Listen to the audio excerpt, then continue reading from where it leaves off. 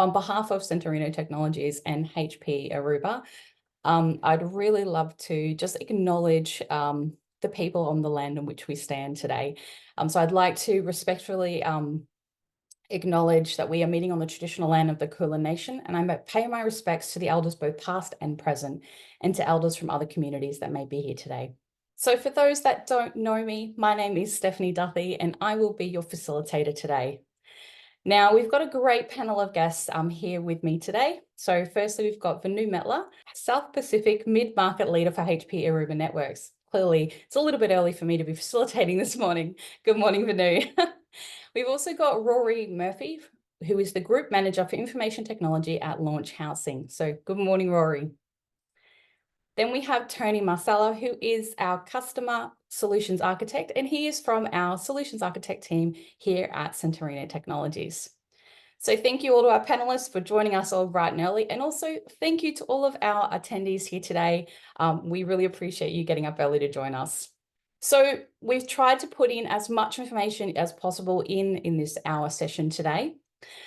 So obviously we're doing our welcome and introductions right now, but then we'll be passing over to Venu, who will be beginning today's discussion. Now, he'll obviously be focusing on all things network, but in particular, it's going to be around performance impacts, how to optimize and simplify your networks, get greater visibility, and also give you some tips and talk about some tools that can help you identify risks, get proactive fixes, and really help you enhance your network security.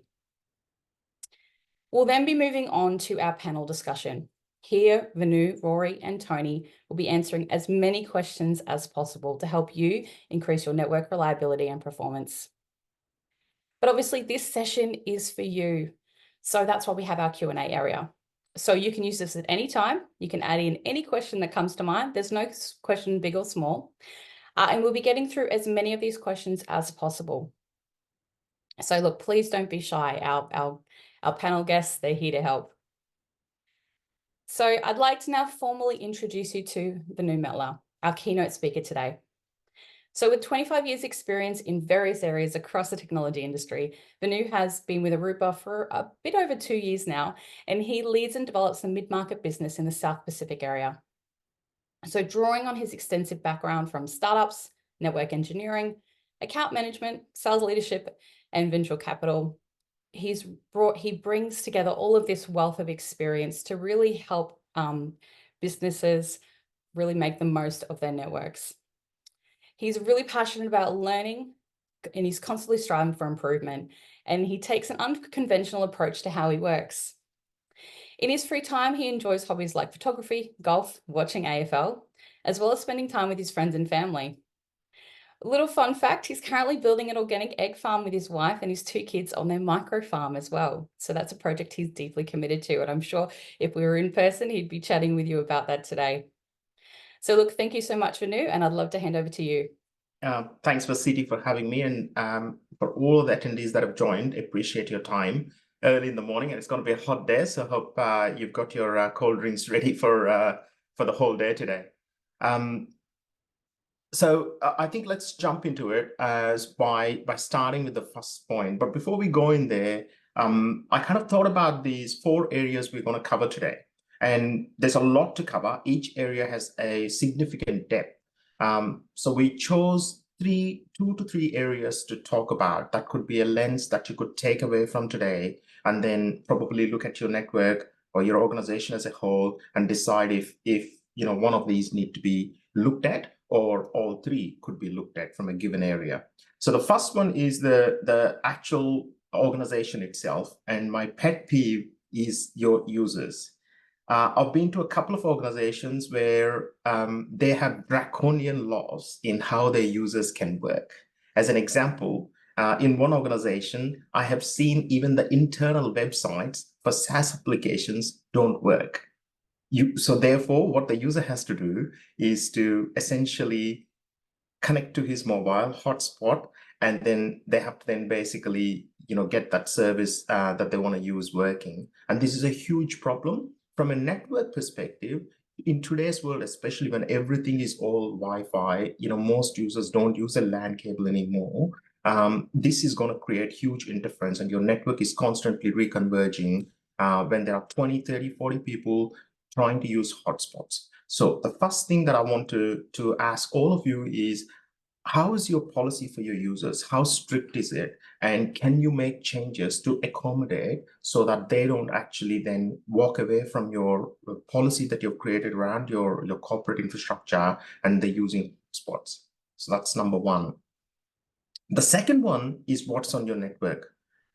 I think if I go and see a customer, more often than not, if it's a first meeting, I always ask them, have you had an assessment done on your network? Do you know what's on your network? Typically, and I have a little giveaway here, which I will cover in a second. Typically, what we will find is they haven't done an assessment, or they have done one, but it's a long while ago, maybe 4 or 5 years ago, 2 to 3 years ago, when they actually invested in the network, and they may have some kind of a view of what's happening in the network. And always when we do an assessment, we find that there are devices that are pretty old sitting somewhere. The biggest one is the software load that your different segments of the network are carrying. What I mean by that is your firewalls, maybe you haven't upgraded them to the right OS as an example, or there's a specific bug or enhancement that is causing a problem and you need to really look at it and address that issue. So to that effect, CT and HPE Aruba offer a network assessment service for you as an organization. So if you want to get your network tested to get an idea of all of the hardware elements, what's happening within from a software load perspective, and any config-based issues specific to the networking, then we can help you with that. And you are in control of all of the data. You can choose whether you want to share with us what kind of compute you have, for example, or what part of the network data you want to share with CT and HPE Aruba, so we can help you. It's free, and it can help you kind of get that view. So that's the second one. My favorite one, and I've been told not to use this word, so we had to choose hairpinning, is the old way of passing all of the traffic to the firewall and then back, especially in your crown jewels area, which is the data center, I think is gone. It causes problems for you from a management of how much data is going to the firewall and coming back. How big is your firewall dictates how much time is wasted for you, how much traffic is going backward and forward. Today, you can resolve that problem. There are solutions available for the small to medium-sized enterprises where you can change that methodology and have traffic, especially the east-west traffic, addressed within the rack. And that way, you don't have to push all the traffic to the firewall. You get 3 advantages. Number one, direct TCO hit, right? Because your firewall sizes can go down, and it can address what it actually is there to address, which is traffic coming in and out of your network, north-south. Number 2, all of the traffic is local for you, so you're reducing the amount of the time the traffic is flowing everywhere within your network. It's staying within that rack or within the 2 or 3 VMs that it needs to go to. And the third thing is it becomes exponentially easy for you to manage because you're not having to troubleshoot multiple hops when there is a problem. So those are the 3 key areas that I would ask for you to look at, or a lens for you to take away around the network itself, I guess. And let's then move to the next area. So whether you call it a bug or whether you call it an enhancement, for me, if you want to optimize your network, first question I want to ask you is, look at your network software loads. And I'll tell you a story. Ages ago, when I started, I was working in Big Pond. That was my second job. We did a mini bug scrub, and we decided that we are going to fix this one problem of how ingress users are coming in and authenticating both on the broadband network and also the cable network in Big Pond. We wrote a change request. Everything got approved. We implemented it. It was 4 in the morning, and because of me, we brought down 1.5 million users across all of Big Pond broadband and cable network that morning. I still remember it. It was horrible. And why it happened was there was a bug in the NAT core on the management routers, which is where we deployed the change, and chaos broke loose. So when I take that lens and think about all the businesses we serve every day, which is the small and medium enterprises, from an organizational perspective, no matter which sector you are in, what we find is we don't have the money and the time to look at your software loads. You may have 10 different software loads, routers, switches, firewalls, access points, and so forth. How do you make sure that your software loads are checked for these bugs? And the second problem is, this is how obviously attackers gain entry into your network. So for two reasons, I think it's a great idea to get your software loads tested. And that's where a partner like CT could come into play. They could work with you because they're working with multiple customers. They probably have already done bug scrubs on some of the code levels, and therefore they can help you with a particular code level that can keep you safe and also save you from a problem like I have done back in the past. Stop all your users from getting onto the network. So that's number one. And then I want to also talk about a second piece, right? Today, with the amount of investment you're putting in across, whether it be switching, Wi-Fi, SD-WAN, or routing, what you need to look at is the idea of having some kind of a dashboard. Now, I worked in the industry for a while. Every year, everybody talks about single pane of glass. Since I have come to Aruba, there is a true single pane of glass when you choose those four elements, which is routing, switching, Wi-Fi, and also in a way SSE, and have all of that in one place. And that's Aruba Central. So I brought with me a couple of slides to show you how that can help you assisting in optimizing your network. So if you go to the next slide, this is a very unified view, right? It gives you, like, for example, like today in the morning, you want to understand where your network is and what has happened in the last 24 hours. This type of a view can tell you what's going on within your network landscape and what you need to work on. I'm not going to go through each one of them, but you can see it's telling you across the whole continuum of a user coming onto your network and what's happening to that user, number one. Number two, also the AI part of the Central is giving you some insights around what's going on and what it's seeing in the network. I just want to kind of give you a couple of tidbits. Aruba Central has about 1 billion data points, unique data points that it works on. So we've been collecting sort of these pieces of data, anonymized data across all of the central devices that are connected all over the world. And we use that information to give you insights. And these are some of the insights that you can see, and therefore you can quickly address them. If I then double click a little bit further onto that piece, to go into the next slide, we will see what's happening with proactive management. So the AI is now telling you as a manager, what can you do with a problem? Like, for example, in this case, a number of users are having security key exchange failure. So what do you do with that information, and who's impacted? How many clients are having that problem, and how do you solve the issue? So right away, you can see from an optimizing perspective, you can take this data and quickly address the problem head on, rather than you spending a lot of time or your team spending a lot of time troubleshooting these issues. Compound that with the fact, if you have a team of 2 people or 3 people, imagine how hard it is when you have a problem and you have to go through all of these scenarios. This is where I think AI is going to change our world in helping us really solve issues faster, so small teams can address these type of impacts quickly and resolve them quickly. Further double clicking, AI is then going to show you a whole event story around your network at any given time. And that helps you then to decide, okay, what are my problems? You can see here that it's showing you issues across your switching, your Wi-Fi, pretty much most of the network, and you can then address them one by one. Like, for example, in my home, I have Aruba Wi-Fi, of course.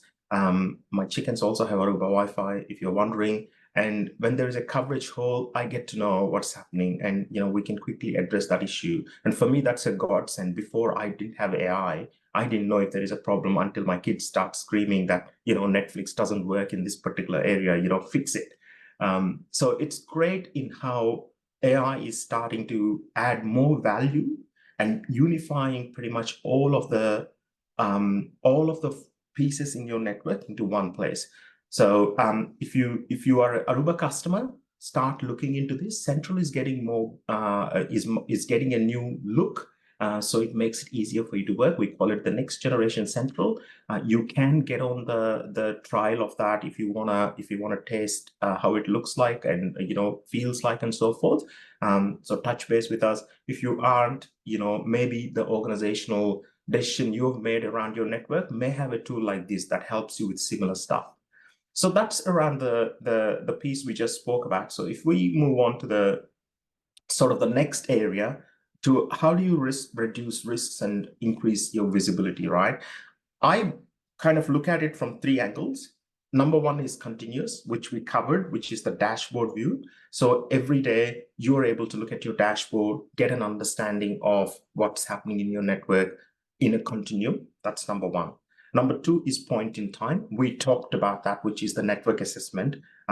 Get a network assessment, have a plan. Are you going to do it once every 6 months, once every year, or a longer time frame? I think once every year is a great way. I kind of think about myself, you go to your doctor, you get your blood test once a year to have a bit of a view around how your health is performing. Same thing, I think we should continually do that, especially now. We are so critical to each business. If you stop, the business stops essentially, and therefore this can add a lot of value. And the third piece is the workflow experience. So the application visibility, everybody is talking about it. I think this last year and now, the new networking mantra, business mantra is, it's all about the user experience. And therefore, by investing with a little amount of money, you're able to get a view of your critical applications specific to your organization and how they're performing in a given area. So if you come to the HPE office, for example, in Melbourne, we've just refreshed it in Lonsdale Street. We have these UXI sensors, user experience sensors spread across the office, about 2 or 3, and they're constantly gathering telemetry that then is telling the backend team how the network is performing and how the applications that we daily use are performing as well. So amazing tech, I guess, in this space to be able to solve some of the problems even before your users come to complain around a particular issue. So that's around the reducing risk and increasing your visibility. Then the last piece, which is enhancing your network security and reliability. I just want to go back all the way to that first slide, and we were talking about choking your users. The question that we need to ask ourselves is, how are we addressing this generation of people that are coming into the workforce? We just had a few interns join HPE 3-4 days ago, and I've been thinking about, I think, in fact, I want to ask them, how do you see the network? They may not access certain things they want access to. For example, social media. As you can see in that image, they're all probably using Facebook right now to talk to each other and everybody else in the world. And should we allow that? I think we should, and therefore our policies need to adapt to these things.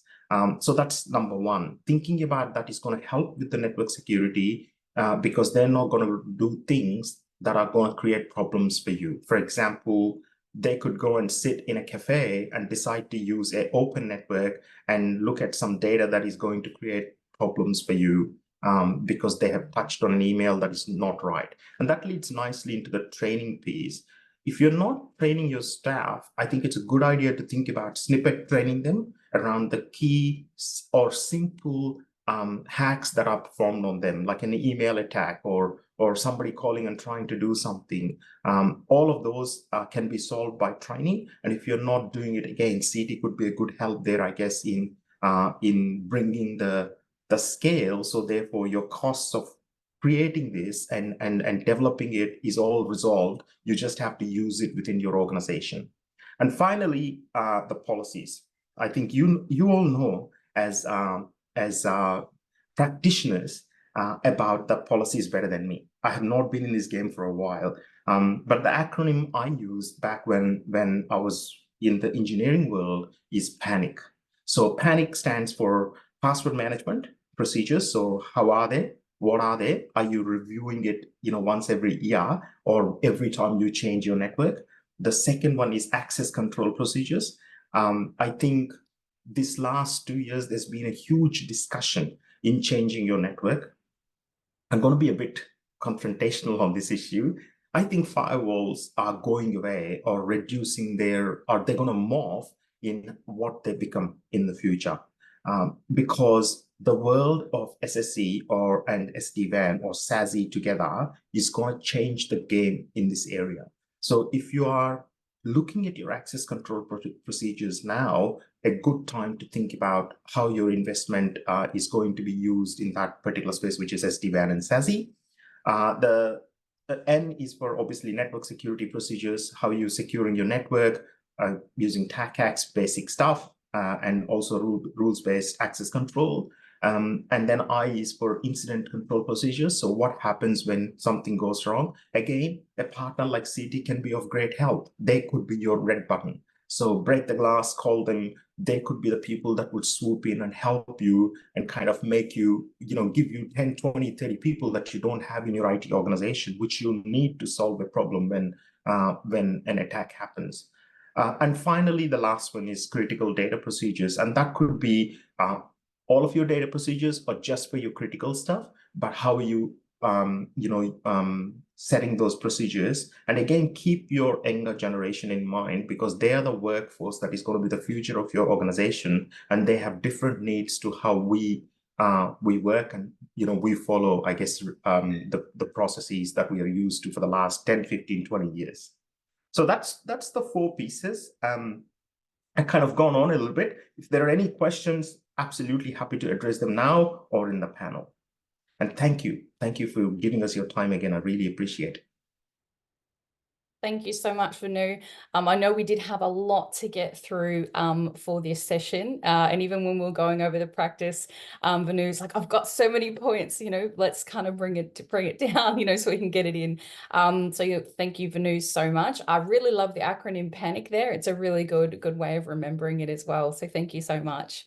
Now we're going to move into our panel discussion now. So we've got Rory and Tony here that will be joining Venu as well. So I'll do a quick introduction for those that may not know them. So with a background in networks and security and then moving into IT management across private and public and NFP sectors, Rory has a broad range of experience to draw upon for our panel discussion. He has led large-scale public Wi-Fi implementations at Federation Square and the Melbourne Convention and Exhibition Centre, with more recently smaller scale at Launch Housing's new office in Collingwood. Now, he understands the importance of scoping and finding the right platform to fit the needs of the space and the users in it. Being outcomes focused for him, it means turning on features when you need them and keeping them simple when you don't. So thank you so much, Rory. And we also have Tony from the CT team. So working in IT and technology industry for more than 15 years, Tony brings a wealth of experience across IT support, IT engineering, and technology solution design. And if you come to us to talk about your network, for example, you may be working with Tony, who will be creating that solution alongside you and your team. In his role as solutions architect, he works alongside you to create a tailored networking and IT solution to support your needs and strategic direction. And a big part of that is really understanding your objectives and where you want to go in the future and making sure that your solution, is going to get you there. So part of this process includes, diving into the detail, getting to know your systems inside and out as well. And especially if you don't have a networking expert in your team, you can really pick his brain. So thank you so much to Rory and Venu and Tony for joining us today for our panel discussion. We have a question. I'll start one question and then I'm going to go to Q&A to allow people to add in a little bit more. But we added in a question there for our group around, how often should a network health checks be completed? And we had a bit of a mix. Some people, do it in the last 6 months, some 12, and some don't do it at the moment. I'm going to throw to Tony first. How often should we be doing our network health checks? The network health checks should be an ongoing process at a bare minimum. So, you should incorporate real-time monitoring and periodic in-depth checking of the network. So, having that real-time monitoring is critical to be able to help diagnose immediate issues. And the comprehensive checks, which you can do, on a scheduled basis, be it quarterly, half yearly, and things like that, can make you go into the weeds further and find out if there's any other underlying issues or mitigations that you need to have on the network. So, the performance monitoring that you would do as part of a health check would evaluate your bandwidth usage, your latency, throughput, and identifying any bottlenecks that you may have in your network. Part of your network health check can incorporate a security assessment. So, scanning for any vulnerabilities, reviewing configurations that you have on the network to see if they are still fit for purpose, ensuring that they're still aligned to what your needs are and they haven't been changed, and checking if there's been any unauthorized access that's come through there. And also checking your hardware and software inventory. So what software versioning are you running on your devices? Making sure you have a scheduled time, if it is going to be every month or every quarter, to see what versions your hardware is running from a software and a firmware perspective, and then Mm. doing a bit of the bug scrubbing, like Venu mentioned before, to see what's changed in the latest software versions or firmware versions, and are you using any of those features now? And if so, is there potential that it's going to impact? So then you can plan accordingly when you go to implement that update, being you can test it on a small scale before rolling out. So they're all very important components of your network health check. Wonderful. And you mentioned in there, around assessing your risks and, who's accessing and things like that. So it almost sounds like having a network health check can actually probably really bundle into if you're doing a risk assessment or even your cybersecurity practices as well. Yeah, definitely. Fantastic. All right, I might jump to our first question from our attendees. So from Andrew, we are getting more vendors wanting external access to various systems and platforms in our network, e.g. Teams rooms, CCTV, routers, switches. In order to offer better support, two questions. So I'll do the first one. Are there tools I can use to detect these devices? Number one. And the second question, part of the question is, and what recommendations can you offer to manage these security risks? I might throw, Rory, is there anything you want to maybe start with on that one? Yeah, I think it's a really good question. We at launch are fully cloud, so most of our traffic is outbound, and you know, I'm used to back in the day, on-prem in previous organizations, having to set up, inbound connections for different partners and vendors who needed access to internal resources. It's becoming less and less, but obviously there's still a need for that for support partners such as CT and others to get access inbound into our internal resources for support. And yeah, I'm curious as well. I'd probably, throw to Tony and say, what are CT's practices, and maybe also Venu in how Aruba manages that technically from a platform perspective, but also back to CT and how they do it for your customers. Yep, cool. Happy to jump in there. So first thing is that visibility in your network. So making sure you've got the platforms in place to actually see what is on your network. So utilizing, if we're talking Aruba, something like Aruba Central, so we can see what is connected to the network across wireless and the wired methods, and being able to identify devices based on categories that we can set. So we can have automatic categorizations based on some unique identifiers of devices or where they're connecting and things like that. So, it might be MAC address based or anything like that. And we can get visibility into what type of traffic is being generated from these devices, to actually know, what is actually needed and what not, and be able to tailor, the firewall rules accordingly to allow it in and out of your network there. Being able to recommendations to manage the security risks, it's reviewing these accordingly. So, you know, if you're using one of these platforms, if it's going to be CCTV or any other type of AV type equipment, you know, over time, there might be features that are added as part of updates and things like that. But if you're not doing another security check or a network health check on those devices, you won't know what else has changed there, because, you know, they're not always going to stipulate everything that they change on there in there. They might say, hey, we now have this new feature that people can utilize, and that's great.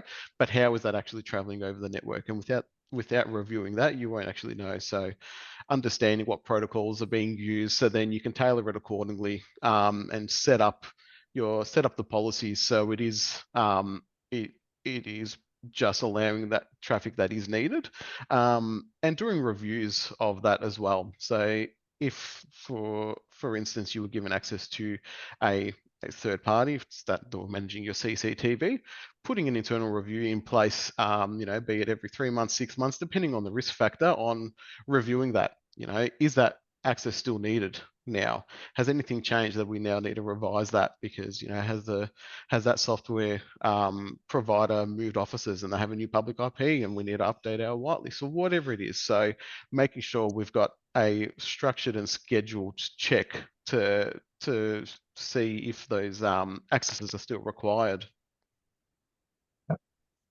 So I'll add a bit of color. Great points there, Tony. I think if you think about from an Aruba view, which we'll save for a second, the first thing I would think about is, I think today we have enough technology at the physical level to be able to have those devices be those devices throughout their journey. What do I mean by that? Mostly, if a CCTV camera is being connected to a port, even today, I find where we go into an organization, big, large organizations, you'll find that the device that is connected publicly, you can unplug it and plug anything, a laptop into it, and you can get access.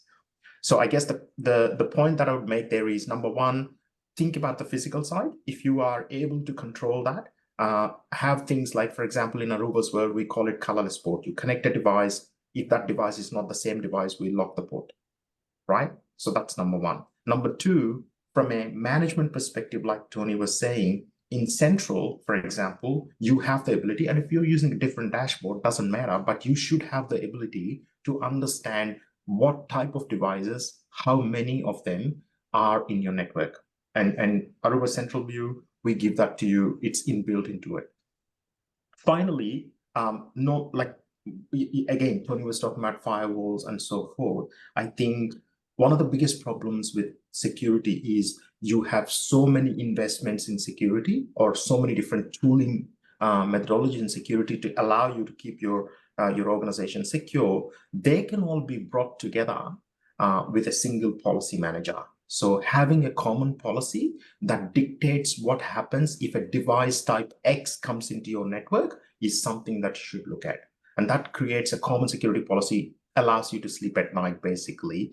And the final piece that I want to add is, in the newer world, like for example, with Aruba and many other vendors, like I mentioned earlier around the access procedures, SSE has come on board, which is Security Services Edge. And what that allows you to do is outbound, let's say this contractor that works on your security, your CCTV cameras, you can basically ring fence them so tight and allow them just a agentless access. So they can bring their device, they can then basically use like a RDP type service via SSE, and that's then only creating a connection where it's not a VPN that is allowing east-west connectivity into your network, so to speak. This is a connection that is built in the cloud. They come inbound, they can only access whatever you're allowing them to access, and that'll create, I guess, a better security posture than giving them a VPN type approach.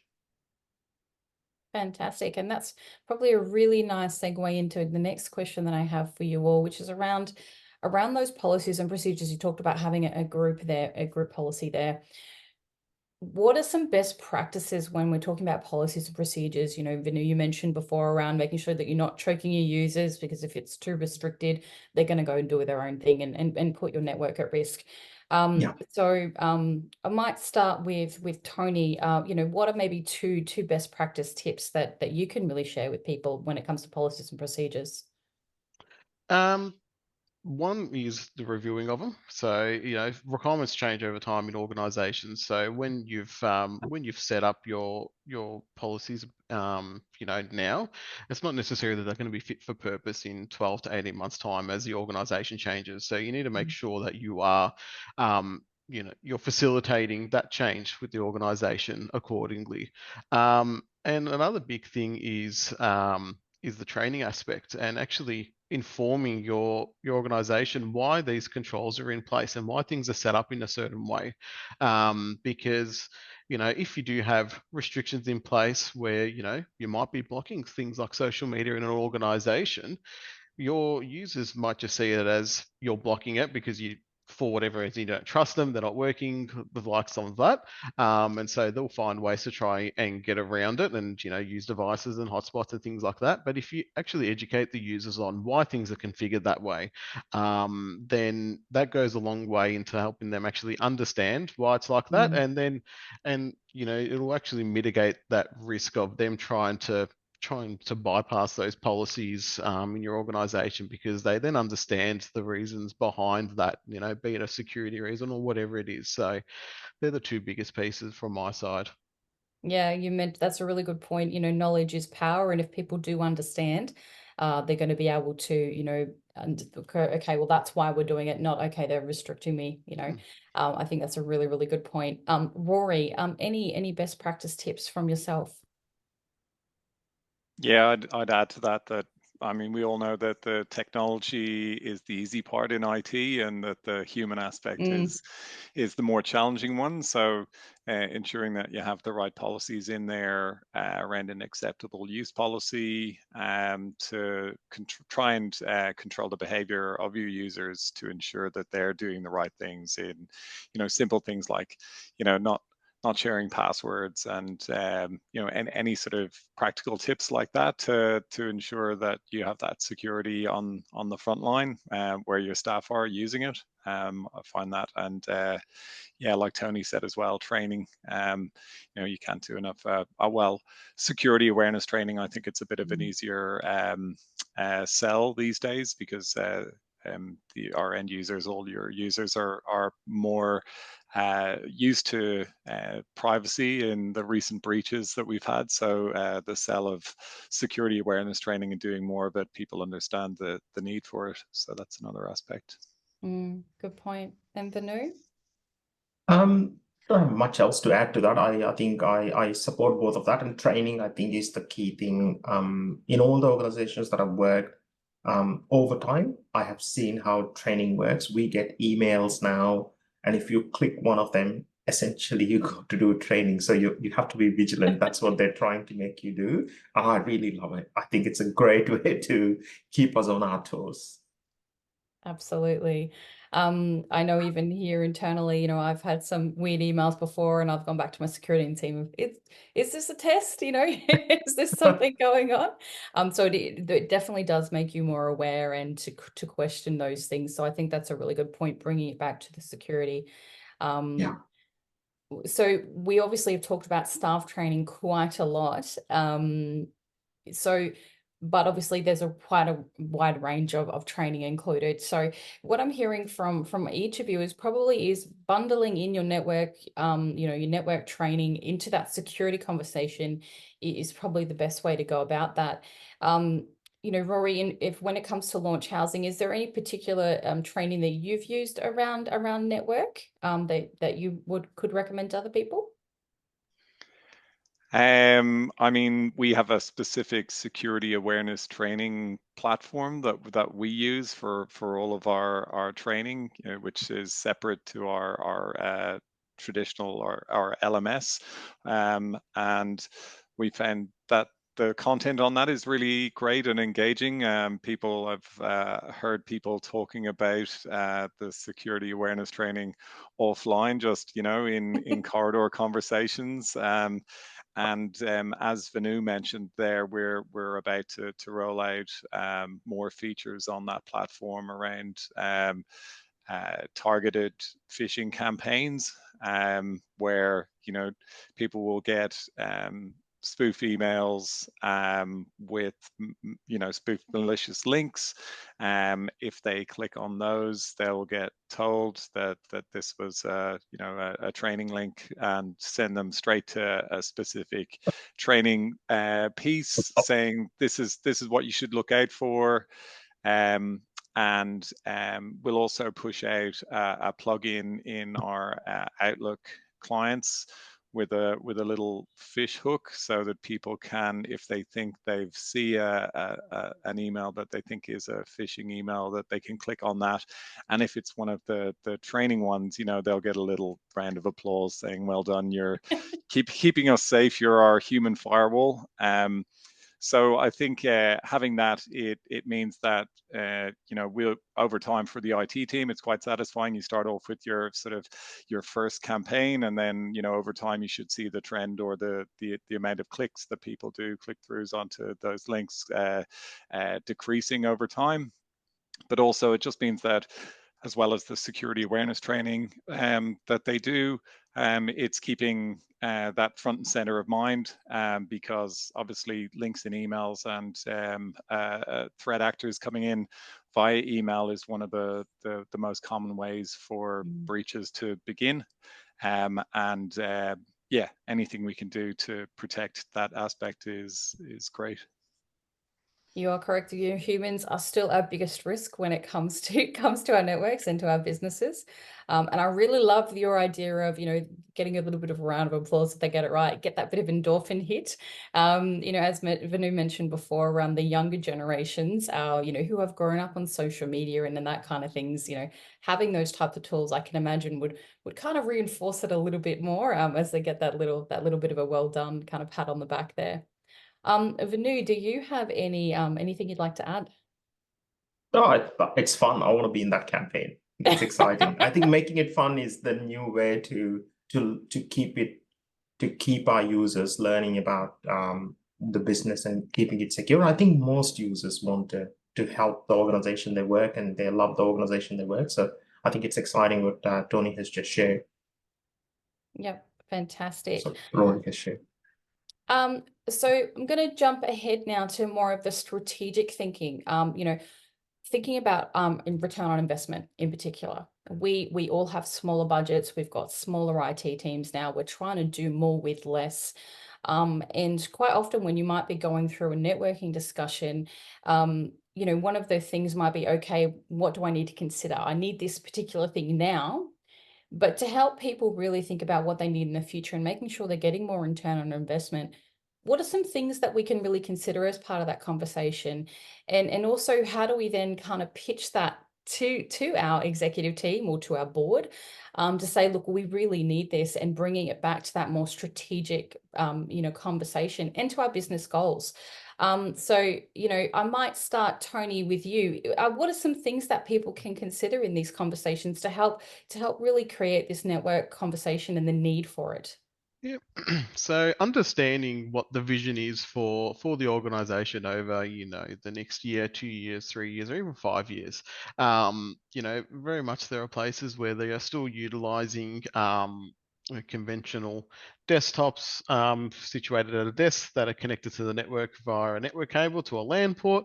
So it's a very stationary type of organization. And as most places are kind of going through transformations now, you've got more of a mobile workforce that like to move around a lot, be it internally in an office or being able to work from anywhere. So if that's the business vision and they want to allow that for the team members, it's what is needed from the IT and the networking perspective to help facilitate that. So back in the day when you probably had to invest in a lot of switches to be able to wire up each desk. Now it's okay, we need to make sure we're investing in wireless infrastructure that's going to give everyone the sufficient coverage and throughput to be able to perform their day-to-day duties wherever they are in the office. And then what goes on with that. So maybe they're going to be reducing your hardware from a switch perspective because you don't need all those patches, but you're going to need more wireless access points, and knowing what density is going to be required there, what you expect users to be doing. So if you're going to have a workforce all on Zoom calls or team calls and doing the things like that, that's a certain load that is put onto the network there. So it's being able to plan accordingly there. So there's going to be some significant investment to be able to facilitate that. So the earlier that you can have those conversations with with the executives of the business, or even up to a board level, of being able to map it up where this is the vision and this is how we can support facilitating that. So, if we're going to move everyone to a laptop, which is going to be a mobile roaming device, we're going to need, the wireless stuff for this and all the rest there. So they can plan accordingly and actually know what that's going to look like there. And then it's then working accordingly on how that can work. So if there's some constraints on being able to, have capital expenditure, trying to be creative to see, is there a leasing or a finance option so we can pay that off over a 36-month term. So, we're not going to be outlaying the capital all at once to facilitate this, but still still put the improvements in the environment to help facilitate that vision of the organization. So that's just one point, because there's a lot more that we can go over. No, that's absolutely okay. And I know I've even had this before, obviously not from a networking perspective, but even just in my role, when people go, oh, can't we just use the stuff we've already got and repurpose it? Is that a good idea? That's right. And it's, there might be a point where you might be able to reuse some stuff, but it's knowing what impact that's going to have in your overall goal. So, maybe you're going to utilize, your current switching to, at the moment for this financial year while you invest in your wireless access points, and knowing what that might do in terms of impact to the performance. But it's weighing that performance gain and, what you're going to commit from a financial perspective there. And maybe it's something that you're going to roadmap for the next financial year when there's budget allocated for it. So it might save you a few dollars now, but in the long run, it's not really going to get you where you need to go. Correct. Rory, I know from your perspective, you've worked on some massive implementation projects, and I'm sure for people that are listening, if you do want to talk to Rory more about, if you've got a big project, he could be a good person to connect with. But Rory, from your perspective, when you are working on those big projects and things like that, what are some considerations and some learnings that you've taken from those projects? I think the bigger projects that certainly the last one I did, that the wires were the biggest part of the wireless project. There was many kilometers of fiber and copper cabling run to connect up all of the different switches. It was the whole footprint of the Melbourne Convention and Exhibition Centre, and I think it was 320 thereabouts access points across the whole site. So getting a good trusted partner in a really good electrical contractor, because that's not to downplay the network side of it. You have a trusted partner for your network and to get the right outcomes there. But actually getting someone who's done the install of all of the network cabling and doing all of those runs, that's often a lot trickier than you might think if it's only been done on a typical riser cupboard and office footprint. There's a lot less challenges, whereas going across something that's the size of a few city blocks and the ins and outs of that, there's a few other challenges there. So yeah, on the scale of things, there's other things that you need to consider. Then everything else that goes with it around coverage, but high density. You know, you can imagine at the exhibition center, tens of thousands of people connecting. You have to have done you know, your site survey and your capacity planning to ensure that every bit of the infrastructure is able to manage when you've got that many people connecting to a wireless network. So you know, massive switch stacks, redundancy built in, and that the access points can handle that level, that volume. So yeah, density again, typically not something that in a traditional corporate office space, you know, you don't have that many people connecting, but when you're in large venues like that, the capacity planning is a critical component of getting it right to make sure that you can meet the needs of that volume of people connecting through the infrastructure. Yeah, and that's a really good point around, you know, almost having to forecast that in a way. Venu, what data and tools can people use to kind of get a bit of see what the trends are and to help as part of that conversation? Obviously, we say data is king. It really is, especially when you talk to a lot of executives. They want the data. They want to know, okay, well, prove it to me. What are some tools and some data that people can leverage as part of this conversation? Look, it's a vendor-specific question, but largely, you know, us and all the key competitors publish a vision report of some sort. You know, what do we see in the next 3 to 5 years in the marketplace? You know, how do we think your organization's data is gonna either increase, decrease, go sideways, whatever it is. And also the trends that are changing in the networking space that we see that may, like, for example, AI is a hot topic, you know, that's coming in a lot. How is that going to help you? So I think depending upon which vendor is your choice, obviously you can read their report, and there's obviously Gartner's free reports around this, around the 3 to 5 horizon, what's happening. But if I may just pivot, I want to look at the angle. I don't know the answer to this. I always ask the question to myself. And if any of you can help me, you know, please connect with me on LinkedIn, my city, however it is. But I think small to medium-sized organizations all largely have tight budgets, and the CFO controls them pretty, you know, close to their heart. And however, IT is not the same as 20 years ago. And therefore, getting the IT manager to go to their CFO and getting the right budget to make something happen to the network, which they care about, is very hard. So I don't understand why in today's world, a CFO still doesn't understand the value of the network, and how do we change that, right? So one answer we always pitch to everybody, may not be the right answer, is don't look at your network and invest all the money right now. Do a as a service, for example, or to Tony's point earlier, do on a leasing plan or what have you. But there may be other answers. And if there are, I would love to learn more about it. But I think just from the TCO angle, if there is pain in your network and you want to solve it, and $100,000, $200,000 right now is a harder play, you know, looking at as a service or leasing could solve that problem, but get you the latest and the greatest network, I guess, in a way. Yeah.